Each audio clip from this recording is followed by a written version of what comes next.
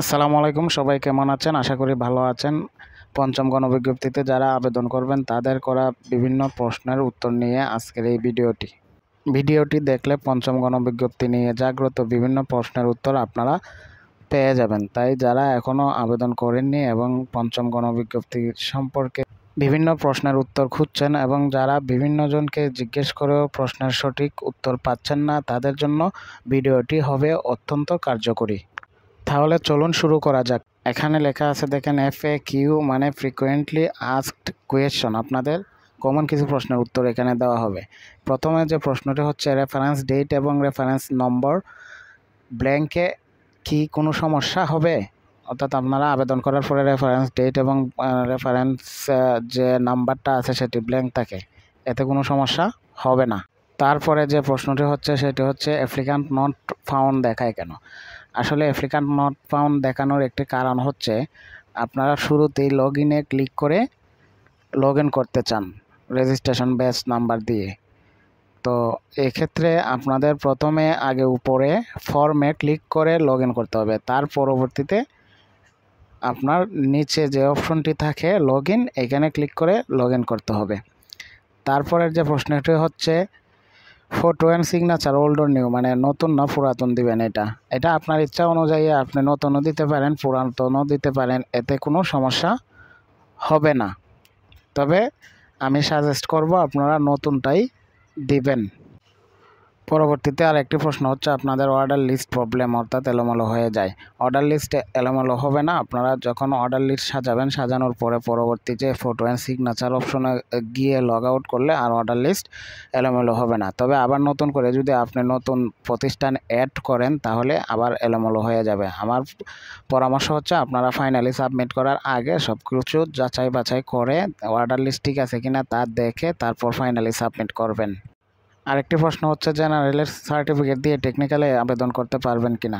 আপনারা general certificate দিয়ে জেনারেলের যে পদগুলো আছে এগুলোতে আবেদন করতে পারবেন, তবে টেকনিক্যালে আবেদন করা যাবে। এক্ষেত্রে এমপিও হওয়ার ক্ষেত্রে একটি জটিলতার সৃষ্টি হতে পারে, কাজেই রিস্ক না নেওয়াই ভালো।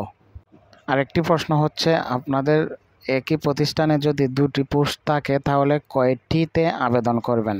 আপনি দুটিতেই আবেদন করবেন। যদি একটিতে আবেদন করেন তবে আপনাকে ওই প্রতিষ্ঠানে একটি পদের বিপরীতে বিবেচনা করা হবে। ওই পদে যদি আপনাকে সুপারিশ করা না যায় তাহলে পরবর্তী পোস্টের জন্য আর বিবেচনা করা হবে না। অনেকে প্রশ্ন করেছেন যে ইমেল অ্যাড্রেস না দিলে কোনো সমস্যা হবে কি না। ইমেল অ্যাড্রেস দেওয়াটা ম্যান্ডেটরি না। এখানে আপনি যদি ইমেল অ্যাড্রেস নাও দেন তাহলে কোনো সমস্যা হবে না। দিলেও দিতে পারেন, না দিলেও নাও দিতে পারেন।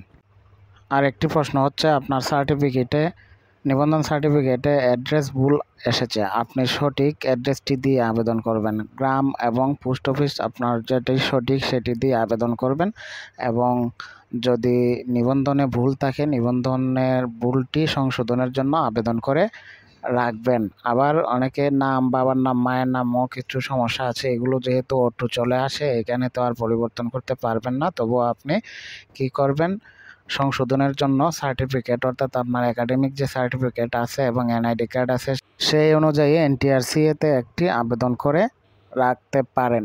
অনেকে প্রশ্ন করেছেন, নিবন্ধন সার্টিফিকেটে যে ঠিকানা, এই ঠিকানা না দিয়ে নতুন ঠিকানা দেওয়া যাবে কিনা। আপনারা যারা মহিলা আছেন, বাবার বাড়ি দিয়ে আবেদন করা থাকলে এখন স্বামীর বাড়ির ঠিকানা দিতে পারবেন, অথবা স্বামীর বাড়ি দিয়ে আবেদন করা থাকলে বাবার বাড়ি দিতে পারবেন। আর যারা পুরুষ আছেন, আপনারা নতুন ঠিকানা দিতে হলে এর সপক্ষে কাগজপত্র থাকা লাগবে। আরেকটি প্রশ্ন হচ্ছে, আমি আবেদনের সময় আনমেরিড ছিলাম, এখন মেরিড, তাহলে আমি কোনটি দিব? এখন মেরিড যেহেতু আছেন মেরিড দিবেন। আর অনেকেই আছে মেরিড হয়েও স্বামীর বাড়ি থাকেন না, তবে আপনি মেরিড দিবেন কিন্তু আপনার বাবার বাড়ির ঠিকানা দিতে পারেন, এতে কোনো সমস্যা নাই।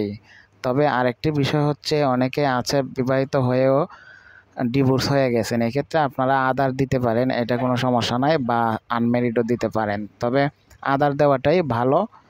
এই কয়েকটি প্রশ্ন নিয়ে আজকের ভিডিওটি। আপনাদের যদি অন্য কোনো প্রশ্ন জানার থাকে তাহলে কমেন্ট সেকশনে কমেন্ট করে জানাবেন। আর যারা আমার এই আইডিটি ফলো দেওয়া নাই অনুগ্রহ করে ফলো দিবেন। আর যারা ইতিমধ্যে আমার ফলোয়ার লিস্টে আছেন সবাইকে ধন্যবাদ এবং আশা করি ভিডিওটি লাইক, কমেন্ট এবং শেয়ার দিবেন। সবাই ভালো থাকবেন, সুস্থ থাকবেন সেই কামনায়। আল্লাহ হাফেজ। আসসালামু আলাইকুম।